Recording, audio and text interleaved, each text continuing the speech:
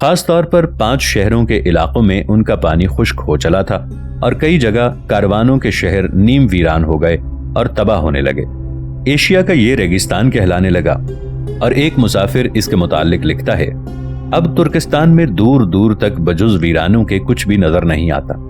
دور سے دیکھو تو معلوم ہوتا ہے کہ کوئی شہر آباد ہے جس کے اطراف زرخیز کھیت ہیں، قریب جاؤ تو معلوم ہوتا ہے کہ مکان خالی پڑے ہیں اور کھیتوں میں گھاس اگائی ہے، کہیں آبادی نظر نہیں آتی، کیونکہ یہاں کے لوگ خانہ بدوش ہیں اور رہتے کہیں ہیں اور زراعت کہیں نہیں کرتے۔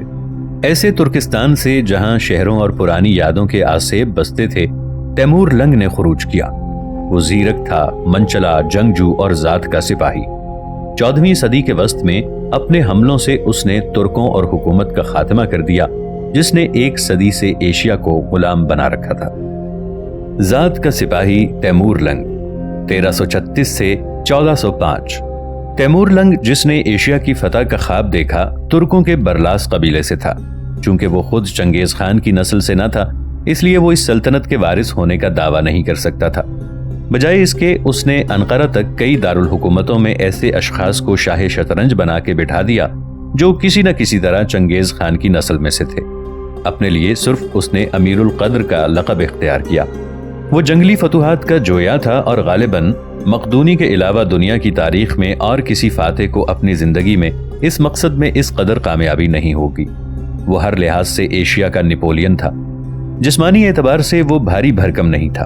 انفعان شباب کے ایک حادثے سے وہ ساری عمر لنگڑاتا رہا، اور محض اپنی بے حد و کنار قوت ارادی کی وجہ سے اس نے برابر کامیابی حاصل کی۔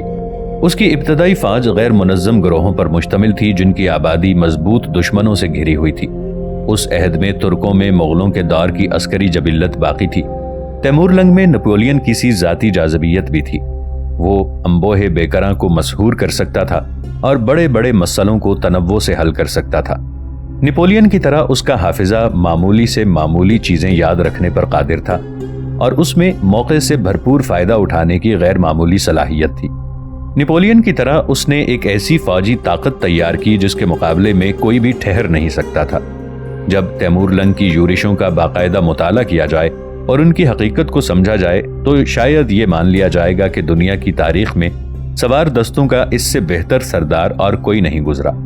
اس کی پوری حیات شہ سواری کا بے نظیر نمونہ تھی۔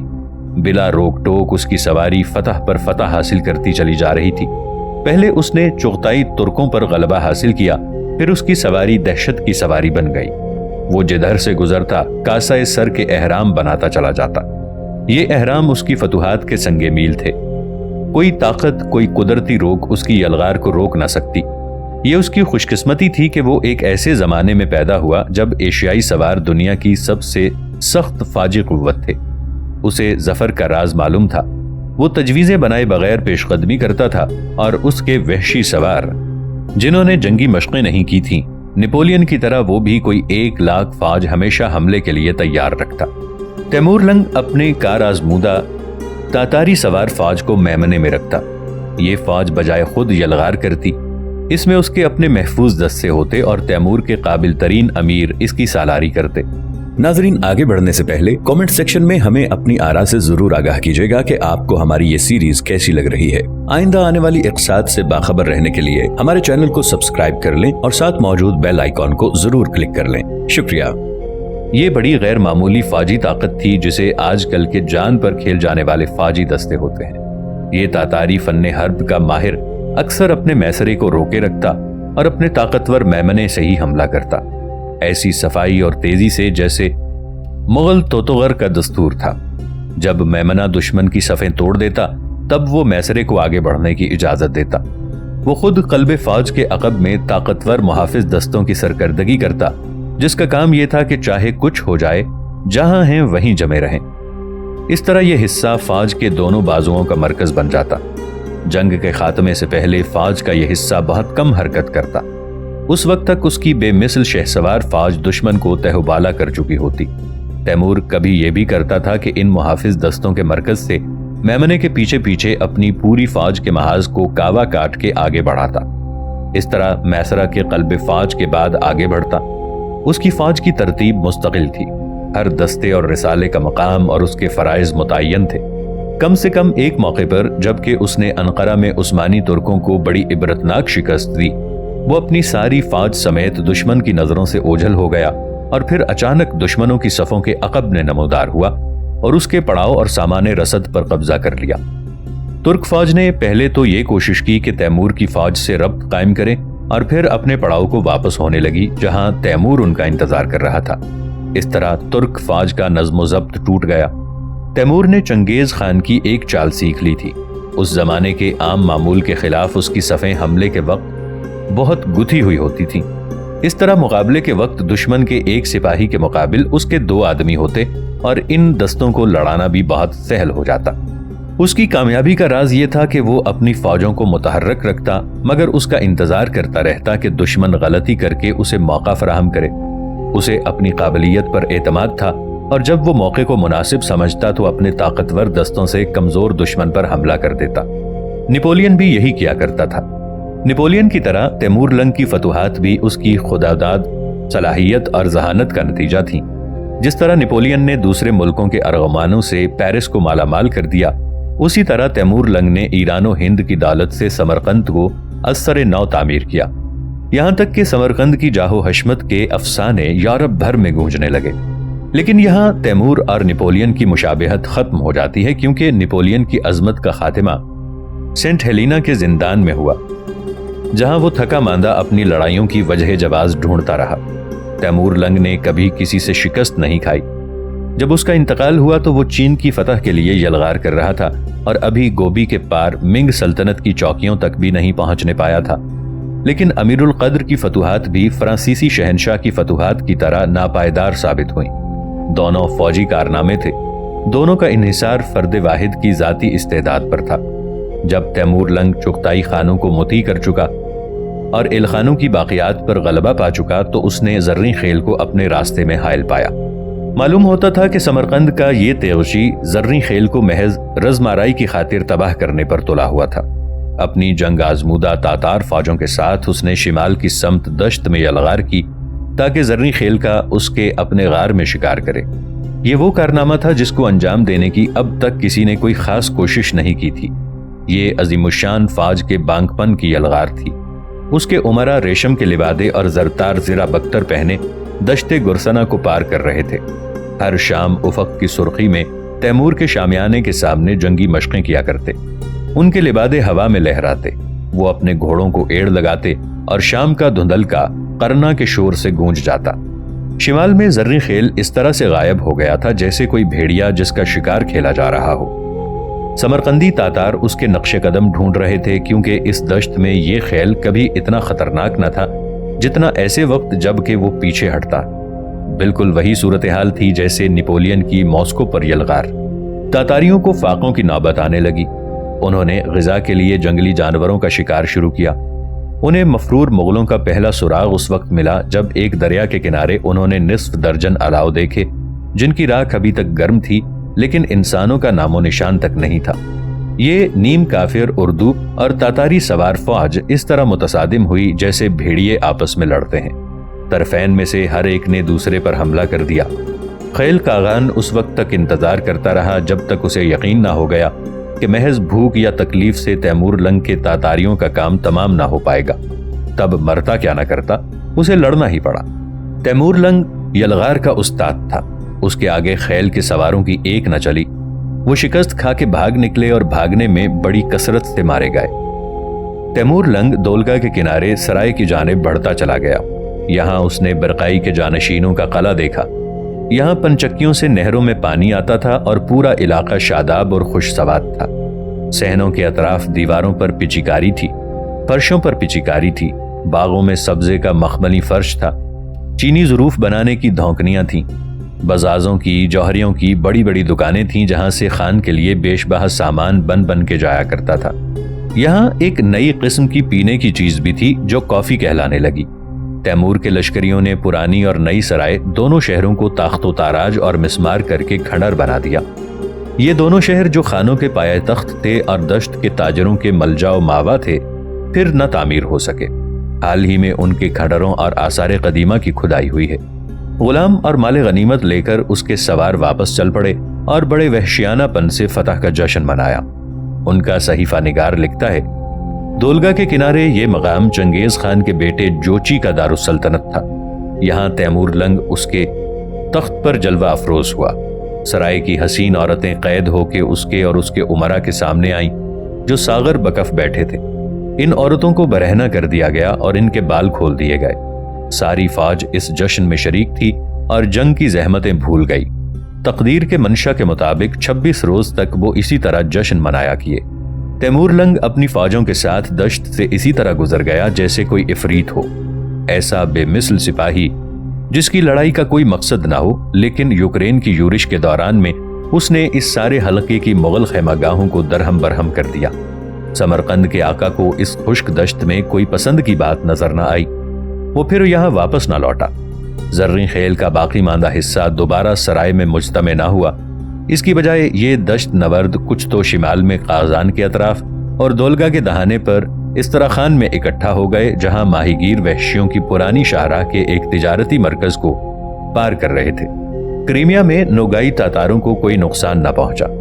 تیمور لنگ کی شاندار تگوتاز اور چنگیز خان کی دشت کی جانب سے منظم اور باقاعدہ پیش قدمی دو بالکل مختلف نوعیت کی یلغاریں ہیں۔ تیمور لنگ جنگ کی خاطر جنگ کا دل دادا تھا، چنگیز خان محتاط مغل تھا، خطرہ نہیں مول لیتا تھا اور سب سے پہلے نفع نقصان سوچ لیتا تھا۔ تیمور لنگ اس کے مقابلے میں بہت زیادہ مہذب اور متمدن تھا اور شمال کے تمدن کو غارت نہیں کرنا چاہتا تھا۔ وہ مسلمان تھا لیکن اسے مذہب کا کوئی خاص ورد نہ تھا اور اسی لیے راسخ العقیدہ مسلمان اس سے ناخوش تھے۔ اس کی فتوحات سے سپاہیوں کو تو خوب مال غنیمت ملتا تھا، لیکن اس نے ان کے لیے حکومت کی کوئی خاص تجویز تیار نہیں کی تھی۔ ایشیا کے انبوہ خلائق ان لوگوں کو برداشت نہیں کر سکتے جو ان کی حفاظت نہیں کر سکتے۔ دشت نورد جو تیمور لنگ کے زیر اثر آ گئے تھے پھر سے اپنی قدرتی زندگی بسر کرنے لگے۔ مزارعین نے پھر سے کھیتی باڑی شروع کر دی۔ تیمور لنگ اپنی اولاد کو سمرقند سونپ گیا اور اس کے ایک پوتے اولغ بیگ کے زمانے میں تہذیب و تمدن کا احیاء ہوا۔ ان بادشاہوں کا زمانہ تیمور کے نام پر تیموری دور کہلاتا ہے۔ اس کی ساحرانہ زندگی سے دو اہم نتائج مرتب ہوتے ہیں۔ اس نے عثمانی ترکوں کو بڑی ذلت کے ساتھ شکست دی تھی، لیکن اس پر بھی نصف صدی کے بعد وہ پھر تازہ دم ہو کے قسطنطنیہ اور یورپ کو تسخیر کرنے کے قابل بن گئے۔ لیکن اس کی بحیرہ اسود کی یلغار سے اہل وینس اور اہل جنیوا کے تجارتی مرکز اور خاص طور پر تانا کا شہر تباہ و برباد ہو گیا۔ اس نے ان معزز بردہ فروشوں کو پکڑ کے غلام بنا کے بیچ ڈالا۔ بری تجارت کی اس تباہی کے باعث یہ دونوں تجارتی جمہوریتیں سمندر کی طرف متوجہ ہوئیں اور سمندر کے راستے 14ویں صدی کے ختم پر انہوں نے نئے بازاروں کی تلاش شروع کی۔ اس یلغار میں تیمور کا لشکر ماسکو کے سامنے سے ہو کر گزرا، لیکن اس محنتی شہر کو تباہ نہ کیا۔ روسیوں کو بہت کم نقصان پہنچا۔ زرعی خیل کا جوا اتار کے تیمور لنگ نے ان کے لیے ایک نئی امید کا سامان مہیا کر دیا۔ یہ اس نے اپنی خاطر کیا تھا اور اس سے خود اسے کوئی فائدہ نہ پہنچا، لیکن اس نے روس کی آزادی کا راستہ صاف کر دیا۔ بابر 1483 سے 1530۔ ابھی تک روسی اس قابل نہیں ہوئے تھے کہ اپنی زنجیریں توڑ سکیں۔ کریمیا، قازان اور استراخان کے خان اب بھی اس محکوم قوم پر حاوی تھے۔ ایک صدی گزر گئی اور ان تینوں خانوادوں کی طاقت باقی رہی، لیکن سمرقند کے پاس کی پہاڑیوں میں ایک شخص اپنا لاہا منوا رہا تھا۔ یہ بابر تھا جو چنگیز خان اور تیمور لنگ دونوں کو اپنے اجداد میں گنتا تھا۔ یہ نامور چغتائی خانوں کا غریب رشتہ دار تھا۔ حالات نے اسے منچلا اور جانباز بنا دیا تھا۔ یہ خربوزوں اور شاعری کا بڑا شوقین تھا۔ اسے اس کا بڑا ملکہ تھا کہ موقع ہو تو جان بچا کے بھاگ جائے اور پھر آخر میں جنگ جیت لے۔ اس نے افغانستان کی پہاڑیوں میں بسیرا کیا اور پھر یہاں سے اپنے قبائلیوں کے ساتھ ہندوستان کے میدانوں میں اتر آیا۔ یہاں خلاف توقع وہ ہندوستان کے عظیم مغل خاندان کا پہلا تاجدار بن بیٹھا۔ خود بابر کو سمرقند کے خربوزوں اور سرد ہوا کی یاد ستاتی تھی، لیکن اس میں استقلال اور حکومت کی وہ صلاحیت تھی جو مغلوں کا خاص حصہ ہے۔ وہ اس کا ذکر یوں کرتا ہے: میرے خاندان نے ہمیشہ یاسائے چنگیزی کی پابندی کی ہے۔ اس فتح اور چغتائی نسل کے ترکوں کی طویل حکومت کی وجہ سے شمالی ہند پر اسلام اور دشت نوردوں کے فرزندوں کی گرفت مضبوط ہو گئی اور مسلم ہند اور ہندو ہند میں سخت تفرقہ اور تضاد پیدا ہو گیا۔ یہ تفرقہ اور تضاد آج بھی اس عظیم حصے کا اہم ترین مسئلہ ہے۔ صورت عالم۔ اب جو کچھ پیش آیا اس کو سمجھنے کے لیے ہمیں پھر میسر مارکو پولو، اس کے باپ اور اس کے چچا کی طرف توجہ کرنا پڑے گی۔ 1295 میں 20 سال کے بعد مارکو پولو وینس واپس پہنچا۔ کسی نے اسے پہچانا نہیں۔ بعض نے ان سب کو شبے کی نظر سے دیکھا، اور بہرحال اپنے جواہرات کے انبار سمیت مارکو پولو پھر سے عیسائی دنیا کا ایک تاجر بن گیا۔ یہ تغیر اسے پسند نہ آیا۔ وہ خان اعظم کا قاصد تھا، پاپائے روم اور شاہ انگلستان کے نام پیغام لے کر آیا تھا، لیکن اس کے ساتھی اہل وینس اس کی داستان بے اعتباری سے سنتے۔ اس کی بحری کشتی کا سفر، شہزادی کوکاچین کا تذکرہ، سب ان لوگوں کو مغنیوں کی کہانی معلوم ہوتی۔ قصہ مختصر یہ کہ میسر مارکو پولو اپنے وطن سے بہت دن غیر حاضر رہا تھا۔ اب اس نے اپنے آپ کو پھر سے وینس کی زندگی کا عادی بنانا چاہا تو عورتوں کے قضیوں میں پھنس گیا اور محاصل کے بار میں کچلا گیا۔ پھر جنگ میں بھرتی کیا گیا۔ معلوم ہوتا تھا کہ وینس کی ممتاز ریاست امن زمانے میں قابل نفرت جنیوا سے برسر پیکار تھی۔ صرف یہی نہیں کہ مارکو پولو سے جنگی محصول وصول کیے جاتے، زبردستی یا اپنی مرضی سے، بہرحال وہ وینس کے بحیرہ ایڈریاٹک والے بڑے بیڑے میں شامل ہو گیا۔ اس لڑائی میں اہل وینس کو جنیوا کے امیر البحر دوریا نے کریستولا کے مقام پر شکست فاش دی، اور میسر مارکو پولو نے اپنے آپ کو ایک تنگ و تاریک قید خانے میں قید پایا۔ یہاں اہل جنیوا نے دیکھا کہ اس کی سرگزشت سے نفع کمایا جا سکتا ہے، اس لیے انہوں نے اس سے کہا کہ خان قبلائی خان کی کہانی لکھوا دو، یا ممکن ہے کہ اس کے ایک ساتھی قیدی پیساکے رستی چیانو نے اصرار کیا ہو۔ بہرحال اس کے ان اہم ایام کی سرگزشت لکھوانا شروع کی، اور رستی چیانو نے، جو معلوم ہوتا ہے کہ اس زمانے کا ایک بڑا رنگین طبع کہانی نگار تھا جسے گول میز کے نمونے کی داستانوں کا اسلوب بڑا مرغوب تھا، اس میں خود بھی کافی حاشیہ آرائی کی تاکہ اس کہانی کی طلب بڑھتی جائے۔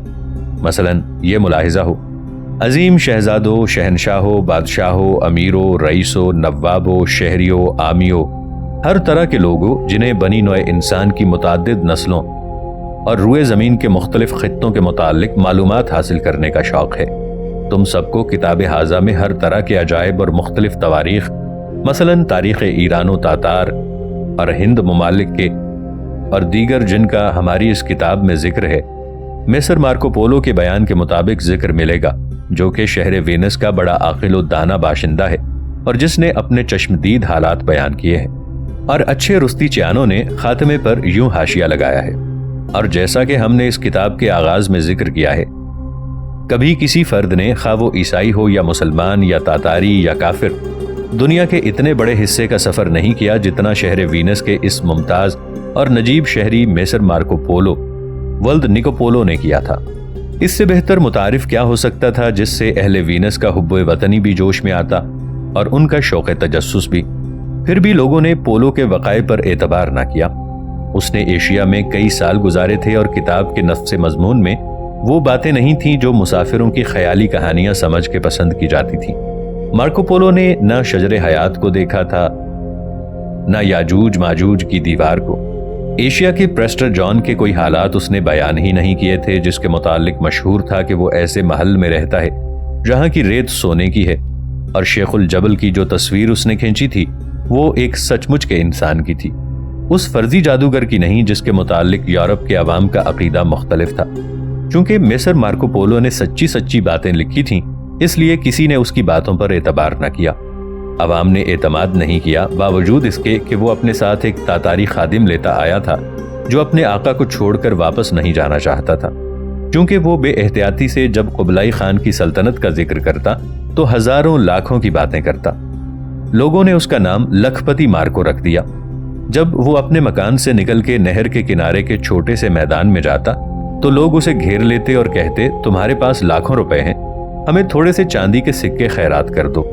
بستر مرگ پر ایک معزز پادری نے اسے نصیحت کی کہ تم نے جو کچھ جھوٹ بکا ہے اس سے توبہ کر لو اور اس کا اقرار کر لو کہ تم نے جو کچھ بیان کیا ہے جھوٹ ہے۔ تب عمر میں پہلی مرتبہ میسر مارکو پولو نے اپنے ارادے سے ایک بات کہی، اور وہ یہ کہ میں نے جھوٹ نہیں بیان کیا، بلکہ جو کچھ میں نے بیان کیا ہے وہ حقیقت کا نصف ہے۔ اپنے وصیت نامے کے ذریعے اس نے اپنے تاتاری نوکر کو 1000 لیرے اور اس کی آزادی دے دی۔